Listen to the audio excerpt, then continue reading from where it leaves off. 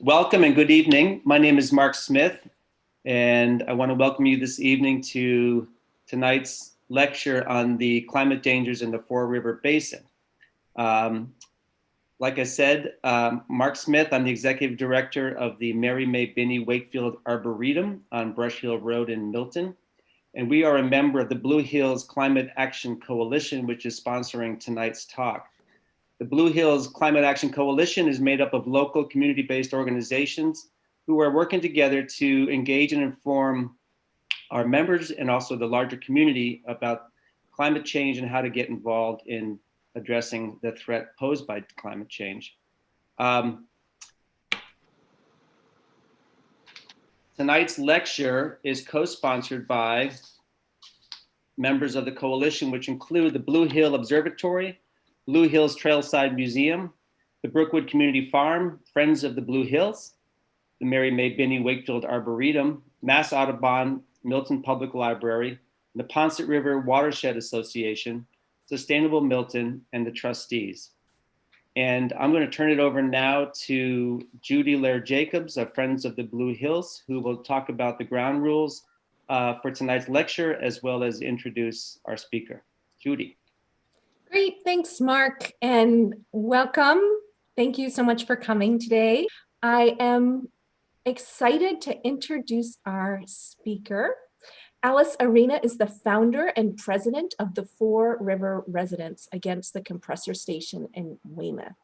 Alice's background is in political organizing and community activism. And growing up in the wilds of northern Maine, she was born into environmentalism. Thank you, Alice. Thank you, Judy. And thank you to the Friends of the Blue Hills and all of their sponsors for having me tonight.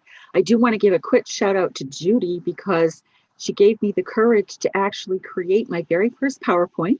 And although I did steal some of the cells from other PowerPoints that we had, this is the first time I've tried it. So thank you, Judy, for giving me courage on that. And thank you all for being here this evening. This is an issue, the compressor station in the Fore River Basin, that we have been working on for 6 years. It'll be 6 years in January.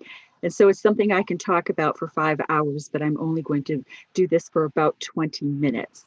I'm going to try very hard not to speak in acronyms. It's something that it's a hazard as we go through this because there are so many agencies that we deal with. So I will try very, very hard not to do that. But if I do slip into that, please put in the chat what the acronym stands for, and I will apologize for that. So the compressor station is part of a project called the Atlantic Bridge. And we have this funny little slide here where that bridge goes from Nova Scotia to Europe, because the majority of the gas coming through the Weymouth compressor station is slated to be exported. So that's why we have this funny little picture. And this is what it actually looks like. It starts way down here in Pennsylvania and comes all the way up here through to Nova Scotia to an export facility that is as yet unbuilt, and to Halifax. So some of it is going into Canada, but as I said, the majority of it is going for international export. So what is the Atlantic Bridge project? It is a $450 million gas pipeline expansion project. It comes from the Marcellus Shale in Pennsylvania, the fracking fields, as we call them. Hydraulic fracturing is a very dangerous and toxic operation that brings the gas up, and then it is going to be shipped up through New England to the Canadian Maritimes for export. The project actually received its approval on January 25th of 2017.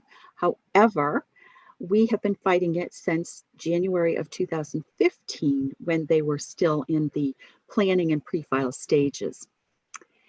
This compressor station will boost the capacity of methane gas to be delivered by 133,000 decatherms per day. And to make that more imaginable about how much it actually is, we convert into standard cubic feet. And that's 132 million standard cubic feet per day that will be going through this compressor station. The project included expansion to some pipelines and upgrades to existing facilities, as well as new facilities like the compressor station in Weymouth. So what does a compressor station do, and what is a compressor station? And this picture here is a very good representation of what a typical compressor station looks like. And as you can see, it's very spread out and it's on a great big chunk of land. These compressor stations are every 40 to 100 miles along a gas pipeline. They compress the gas so it can be pushed forward up the pipelines. In our area, on this particular pipeline, so this belongs to Algonquin, there's a station in Burrillville, Rhode Island, and then the next compressor station is in Elliott, Maine, and that's about 100 miles as the crow flies. So why are they putting one in Weymouth? Because they need more pressure to get this for export. During normal operations of a compressor station, it emits toxins, it's extremely noisy, and it's kind of stinky. So the serious impacts of it are felt during what are called blowdowns. And in the blowdown period, large amounts of methane are released raw into the air.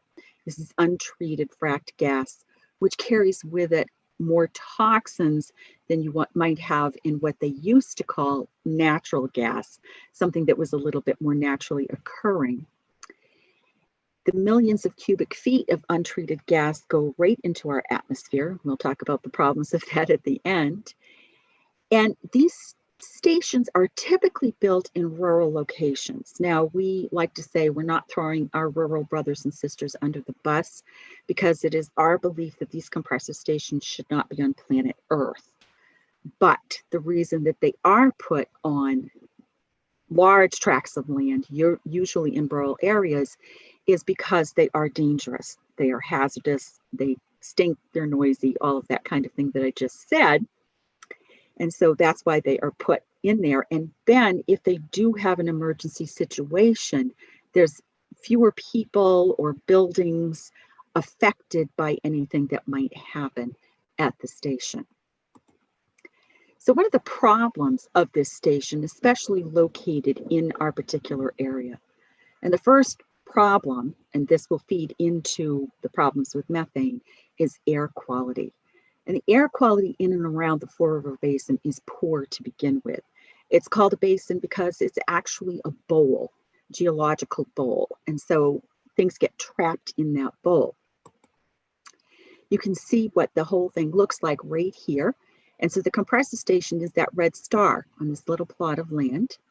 And surrounding it within a 1 mile radius are actually 9 different polluting facilities. So we have the Braintree Potter plant, the Calpine power plant, the fertilizer pelletizing plant, and that is the sludge that comes in from Deer Isle, Clean Harbor's hazardous waste facility, the Citgo oil tank farm, Twin Rivers, a palm oil station that makes biodiesel and surfactants. They have a lot of fires there, by the way. The one thing that we forgot on, and the sewage pumping station right here. And that sewage pumping station serves 14 South Shore towns and pumps 60 million gallons of sewage out to Deer Island per day. But here, right here, and over here, we also have the Sprague tank farm. And again, those are diesel tanks for the most part. There's other things that we don't know about that are in those tanks. And so we already have these existing facilities in the basin. So what happens when you have all this pollution stuck in one area? You have 2 categories of air pollution. One is called the criteria air pollutants, and those are regulated by the Clean Air Act.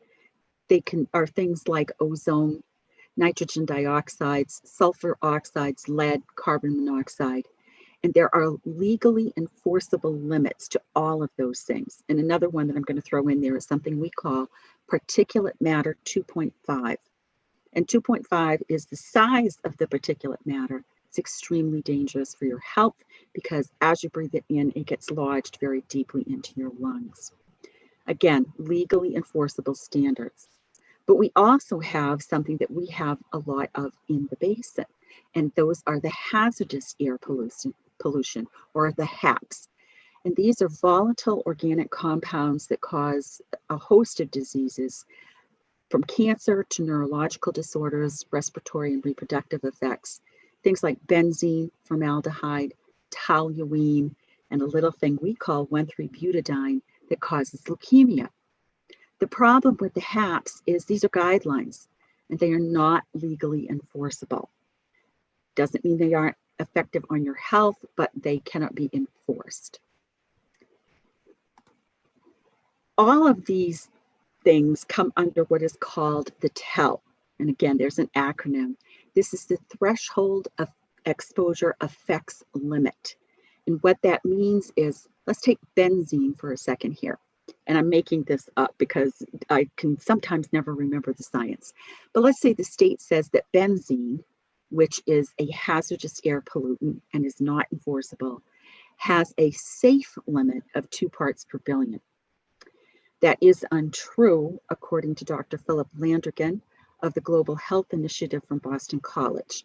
According to Dr. Landrigan, benzene has no safe limit. But let's just say that the state is right and we'll call it 2 parts per billion. Anything over 2 parts per billion is a violation of the TEL.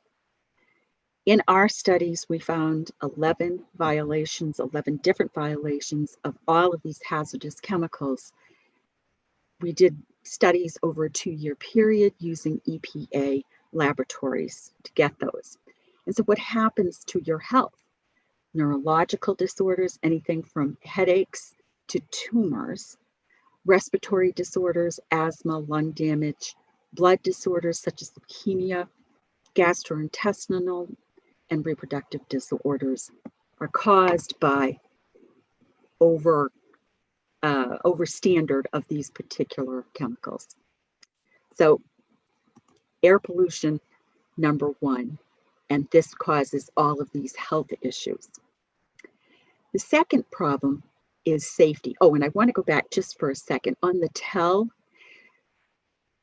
a health impact assessment was done on the basin, and this was ordered by Governor Baker and had to do with the air quality permit. And they were holding the air quality permit pending this health impact assessment.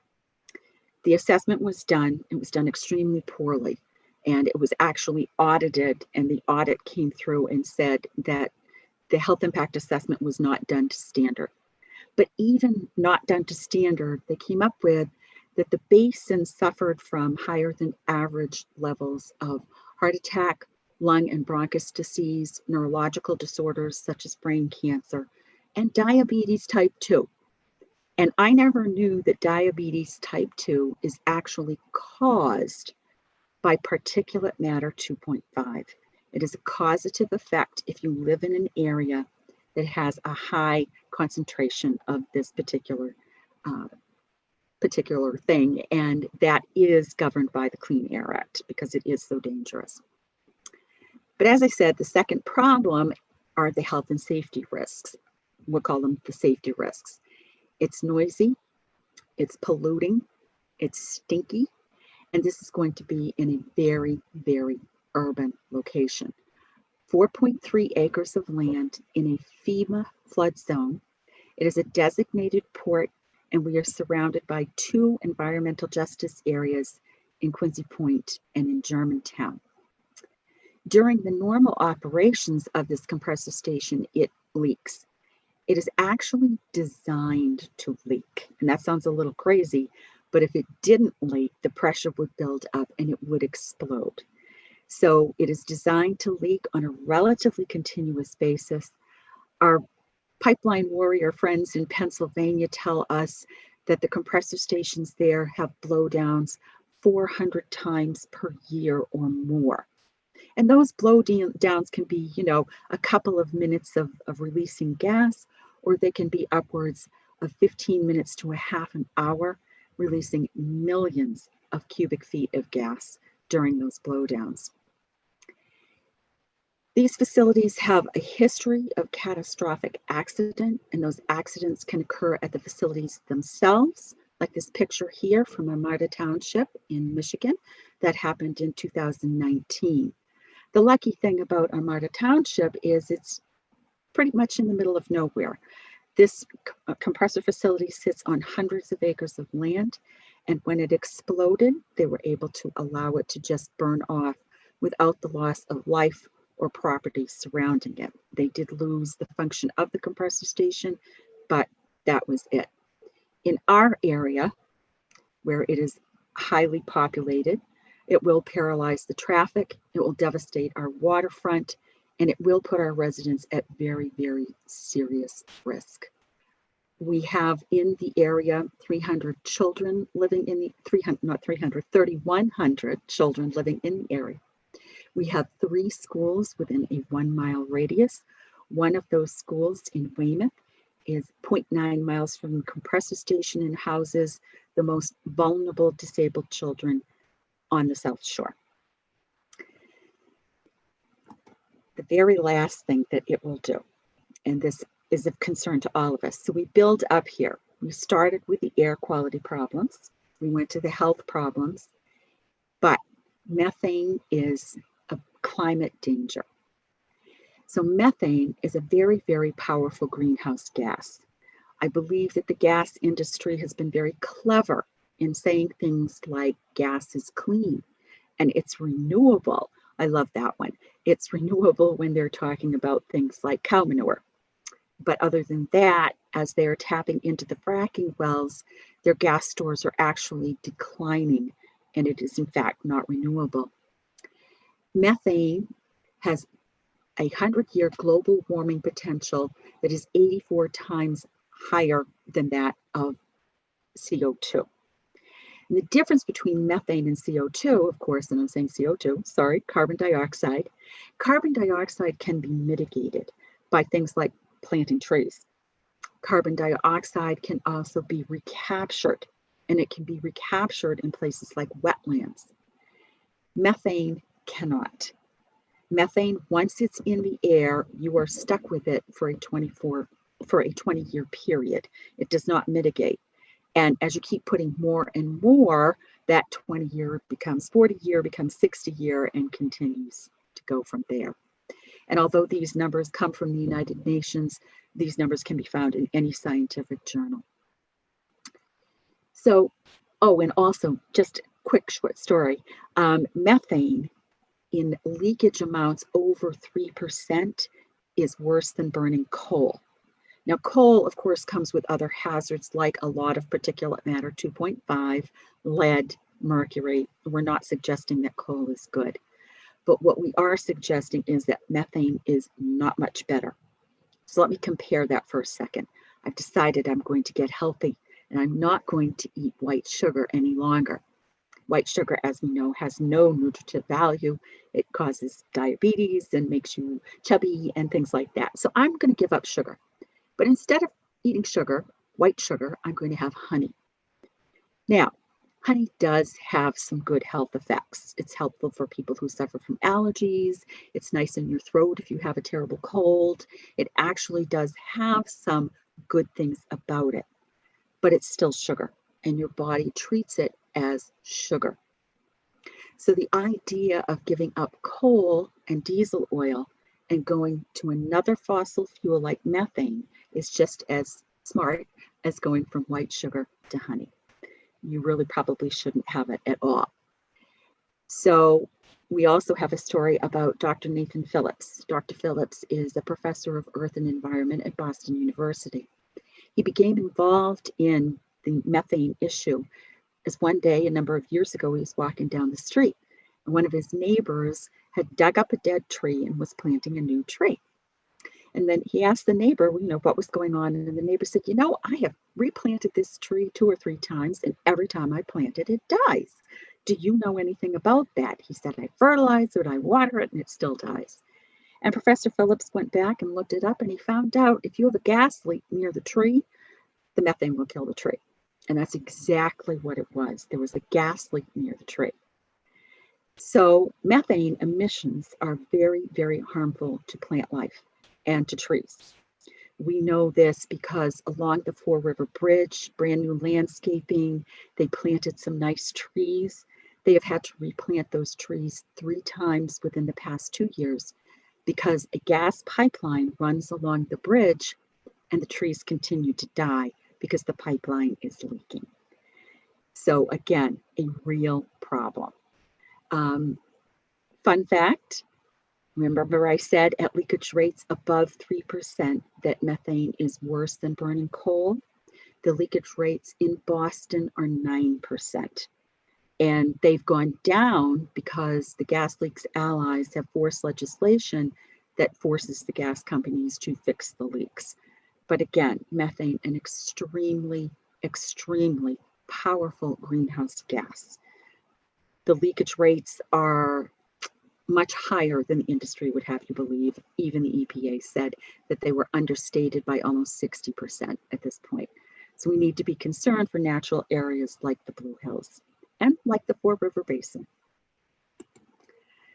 So just to sum this up a little bit here, we have the Atlantic Bridge Compressor Station located in Weymouth. It is an unnecessary facility that will not benefit the Commonwealth or even the country. The compressor station will further degrade the air quality of the basin and surrounding communities. This degradation will cause more health problems for an environmental justice area that is already overburdened. Methane is an extremely powerful greenhouse gas that is more detrimental to the climate than carbon dioxide. And methane is highly damaging to trees and natural areas like the Blue Hills because it increases surface ozone. So I invite you all to become involved. For more information, I always tell people go to our website at nocompressor.com. The news dropdown is the best place to start, and start at the beginning. It's a long story beginning in 2015. Thank you very much. Alice, thank you so much for compressing so much information in such a short time period, and also connecting the dots for all of us about, our open space and people's health and climate change. That was really powerful. And just a reminder, we would love to have your questions in the Q&A. There was one in the chat that we didn't want to lose. This person lives 1 mile from the compressor in Weymouth. What's the greatest radius of danger for emissions?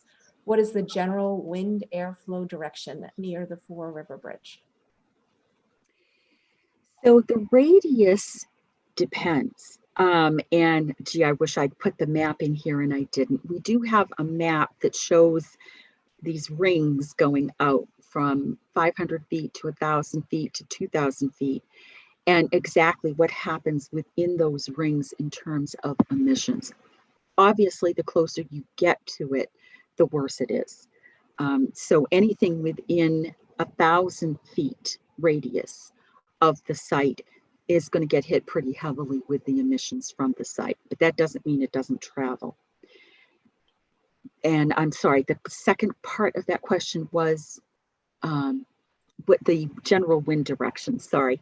So it really depends. And if you've ever been down on the parcel itself, we call it the North Parcel. And that was the, I'm going to see if I can go back here so you can take a look at the map again. No, sorry, this thing is going too fast. There we go. So this area right here, the North Parcel, if you go down there, and there, believe it or not, there's a public park right along here. It's a public park. And the wind can change on a dime. You could down there blowing one way and the next thing is blowing another way. The predominant winds come in off of the shore and so tend to blow the pollution and the particulate matter towards East Braintree and then again towards North Weymouth. But we have had in the past probably couple of years predominant southerly winds that are coming in and actually are blowing it more towards Germantown and Quincy Point. So that's what I would say. Great.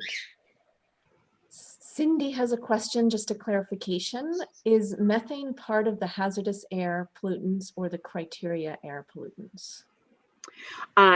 It would probably be under the hazardous air pollutants because it's not criteria. It really should be, but it is not. Peter asks, with all these serious environmental issues, what is the EPA and DEP doing? Oh, how to be kind. The Department of Environmental Protection is actually fighting us in appeals and in court to make sure that this compressor station is sited in this location. It is an unfortunate thing to have to say that over the past probably 30 years, the Department of Environmental Protection has become the Department of Enabling Polluters. And it's a very sad story. It's a long story. As I said, if you go to our news drop down, you can see what happens in these cases. And it's not just us. We like to make sure that we mention places like Lynn and Chelsea and Springfield and Fall River and New Bedford, all areas that are environmental justice areas that are very overburdened by toxic facilities like this. And we are overburdened on purpose. We are targeted. And the Department of Environmental Protection helps the polluters to target us. The EPA has been non-existent for the past 4 years, and in general doesn't get involved with these situations at all. Chilling response. Bill asks, any study done on leakage in pipes underwater in Boston Harbor and beyond? You know, that is an excellent question. And we had a gentleman who, oh, good grief, this is horrible because I've met so many people in the past 6 years, but he had information on the marine pipelines, the pipelines that were going up through Boston Harbor. And we do not have any information on leakage in those pipes. I suspect that there is leakage, and simply because these pipes are in a very corrosive saltwater environment. So the idea that you wouldn't have leakage would be kind of nuts. What does that do? It really depends. If it's a massive leak, it can kill marine life. Quinton asks, how is the gas to be exported to Europe? So there is a place called Goldboro, Nova Scotia, that for the past, what year is this, 13 years, has been slated to have an LNG conversion facility. It is not built. They have never broken ground. So that facility was to take 46% of the gas that will be coming through the Weymouth compressor station. Now, that 46%, that's very specious. We had it at around 62%, and that's going on the figures that were given to us by Algonquin. So the gas will be shipped all the way up to Goldboro, Nova Scotia, converted to LNG, and then offshore to Europe and Asia. Cynthia asks, has the compressor station reopened yet? Good question. So as you can see from our picture here, there's nothing there. However, right now, and I didn't put it in there because I hate to look at it, it is fully constructed. In the month of September, they had 2 accidents, and this is before they even went online. On the second accident, Pipeline and Hazardous Materials Safety Administration shut them down. They issued a corrective action order and demanded that a private independent investigator go in and find out what the problem was. We were pretty sure it was electrical in nature. So it has not reopened. We are waiting for PHMSA to give us more information about this, but it is still shut down. Okay.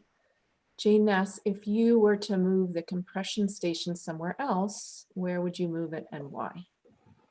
Does Mars qualify? If I had to move it, if you said to me, you have to move it somewhere, you have to have it somewhere, I would look for a location that would be on 100-200 acres of land that would not have anyone within 1,000 feet, no structures, no farmhouses, no nothing. And that is for not just safety reasons, but as I mentioned, for health reasons. It would be very difficult to find a place in Eastern Massachusetts that would qualify for that. I will tell you, and this is not to throw, again, our brothers and sisters in Rehoboth under the bus, this compressor station was originally slated to go in Rehoboth.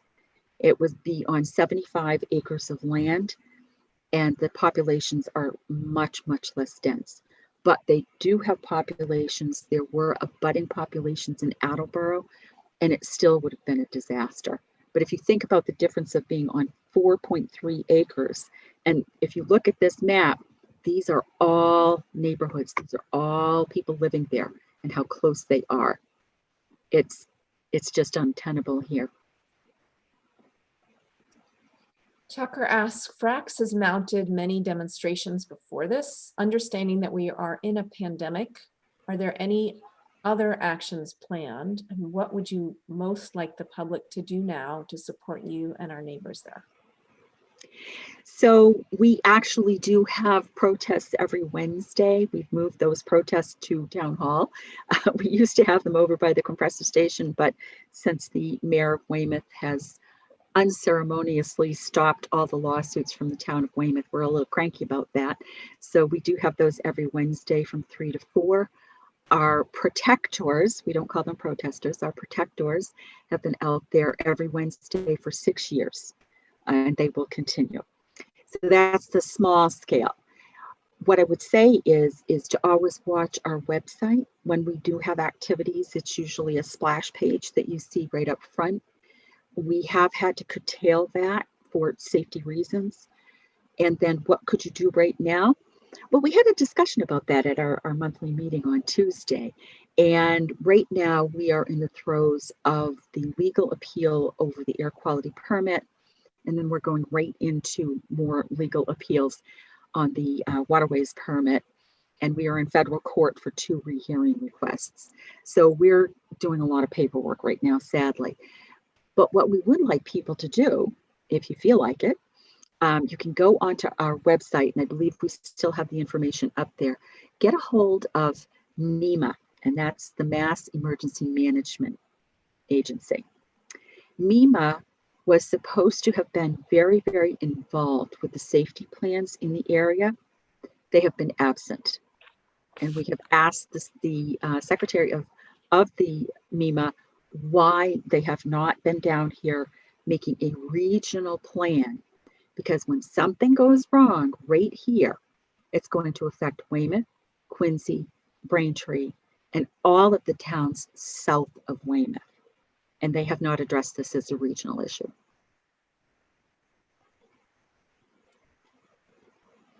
There's another question. Maggie asks, I think the governor came out with a press release recently saying Massachusetts would be working towards phasing out gas use in the years ahead. Did he give any extra attention to this project recently, given his recent announcement? No. Governor Baker has been unhelpful in this situation, very unhelpful. It was determined that we were a sacrifice zone for the state because we are working class neighborhoods. As I said, we have EJ communities right here in Quincy Point and in Germantown right here. This is all federal housing right in here. And so unfortunately, the Baker administration has been most unhelpful in thinking that we are a sacrifice zone. He may have come out and said that because they are trying to get to what they call net zero. We have something called the Global Warming Solutions Act. There were actually limits on CO2 that were supposed to be met in 2020. We will not make those limits because of projects exactly like this. And the unfortunate part of this, no matter what Governor Baker says, this compressor station is scheduled to be online for 40 years. So the answer is no, no help from Governor Baker. Along the same lines, Andrea is asking, what's the rationale to choose this industrial site in a high density area versus something, say, outside 495 loop? The rationale, well, if you were Algonquin, and we use this interchangeably with Enbridge, which is the owning company, if you were them, from a business perspective, right here is the cheapest place to have put it, because right down here is the metering and regulating station, and that's been there for about 20 years. The M&R station it distributes gas locally. So that's the stuff that comes into your house. What comes is a pipeline that comes up here like this, and this is what they call the I-9 pipeline coming from Pennsylvania. And then the red line over here is the I-10 pipeline, and that goes to Canada, and they connect right here. So how convenient to have a compressor station right here. They thought that it would be the cheapest and easiest place to put it. In 2014, in December of 2014, the Enbridge representatives, then Spectra, sat down with then Mayor Kay and Councillor Rebecca Haw, and they said, we want to put in a little garden shed. That's what they told them, a little garden shed. This building is massive, 5-story building with several outbuildings all cramped on this little tiny piece of land. So from a business perspective, it was cheap. They thought the town of Weymouth would roll over. They didn't meet us before then. And when we started fighting, we have turned this $70 million project into a $110 million project for them, because we've stopped their shipping for 3 solid years. Another question about Governor Baker and why has he ignored the pleas from everyone thus far?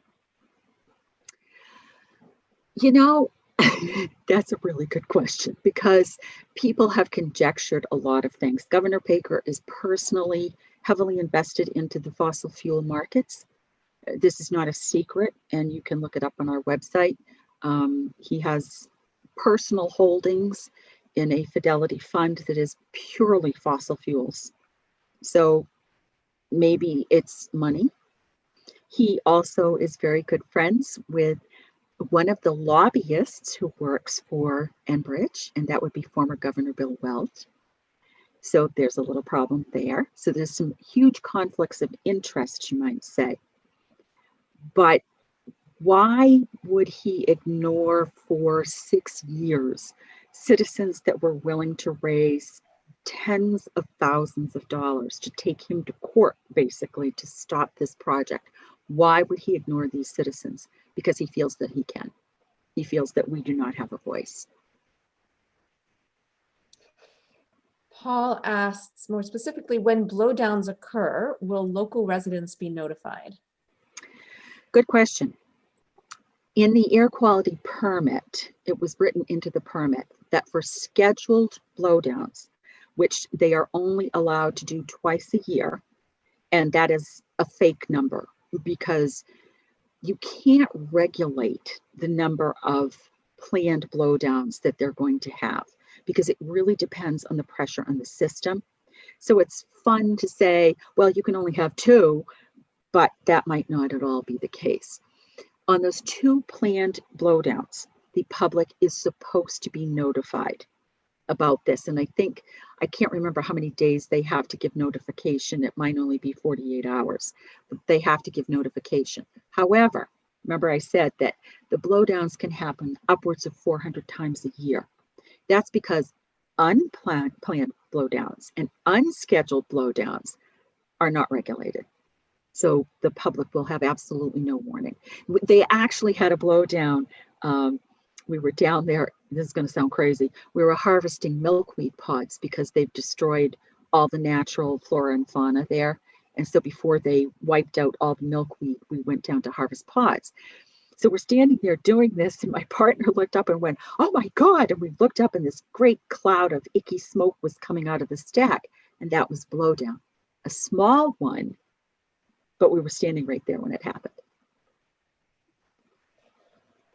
That would be one answer. Anne and Maggie are both just saying great job and thank you. We have a couple more questions. Has there been any studies done to determine if particulates contaminate local drinking supplies and or lakes and ponds? That's a great question. No, I would have to say no, none that I know of. Now in Braintree, this is interesting because, as I said, this is the fertilizer pelletizing plant. And what happens is that the slurry, the sewage that goes out to Deer Isle comes back to this plant in the form of a slurry that they burn. And they create these supposedly organic pellets. However, the pellets are toxic and are inorganic because they contain PFOAs. And PFOAs or PFAS is Teflon. And you've probably all heard about the dangers of Teflon. Now, in Braintree, and that facility happens to be in Braintree, Braintree's drinking water source is loaded with PFOAs. And there is a limit to which they can have under the state clean water standards. And so they're in a pickle of having to clean the water and try to figure out what they're going to do. Our contention is it probably comes from the burning of that right here at this pelletizing plant. But as far as particulate matter, no, I don't believe there's ever been any study done. And one last question, how often are air quality measurements taken? You know? So we forced the Department of Environmental Protection to put a temporary monitoring station, and it's right here at the sewage pumping station. They're monitoring particulate matter, PM 2.5, 24 hours a day, 7 days a week. And that's online. You can actually go online and look at that. They are taking canister tests, which is what we did, of the volatile organic compounds. And that happens once every 6 days for a 24-hour period. And they've been doing that since March, I believe. We are slated to have an air monitoring station, one of the big stations. That was supposed to be up and running in July because we wanted baseline numbers before the compressor went online. Because the town dragged its feet, and we think it's because of the money that they took, and because the DEP did not force this, and now there's all kinds of crazy stuff going on, we still do not have the air quality monitor. But it's slated to go, if you can see, I hope you can see my cursor, right about here. And that is going to be a regional air quality monitor that will be part of the state system. So that will be happening. We were hoping it would happen last month. I'm hoping for December at this point. Great. And there's one last set of questions that I didn't see that Mark is asking, who is the primary target of our activism?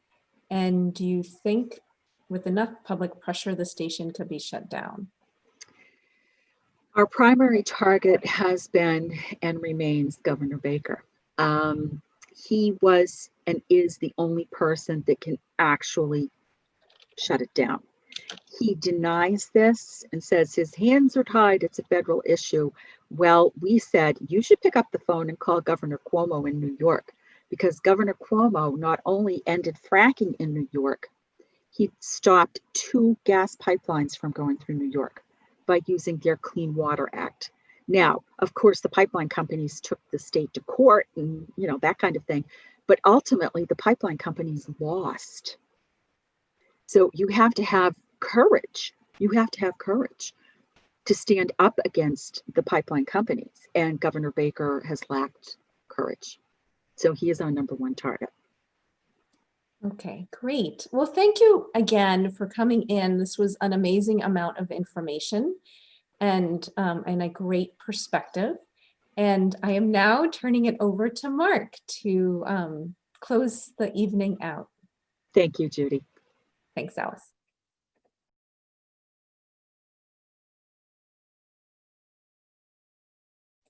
Mark, you're on mute. Well, you'd think by now I would know all these things to hit. But thank you, Alice, for your inspiring talk. And much more importantly, thank you for your ongoing commitment and leadership on this critical environmental justice issue. I hope that we can deepen our ties with your group. I think the memberships represented by the organizations that belong to the Blue Hills Climate Action Coalition are number in the hundreds. And we would love to join you in some protests and some activities in Weymouth to see if we can stop this horrible environmental nightmare that is underway in Weymouth. And also for making really clear the connections between human health, public health, and climate health. And we have to begin really to see all of those issues integrally related in terms of the health of our future and the health of our planet. Just to close out, I want to just give a quick preview of a couple talks coming up.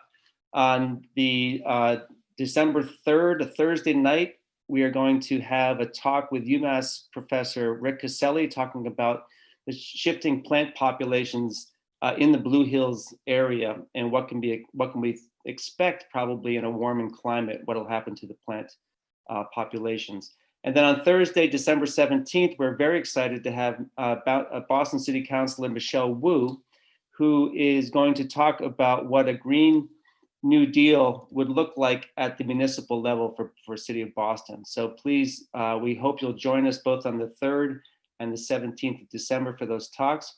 I will say too that the previous lectures, we had one with the Sunrise Movement and then also with Rebecca Hurst from the Sustainable Solutions Lab at UMass Boston. Those presentations were recorded and they now are up on the website and the Facebook page of the Blue Hills Climate Action Coalition. The website is bluehillsclimateaction.org. You can find those lectures there. Again, thank you for joining us tonight and we hope to see you in December. Have a great evening.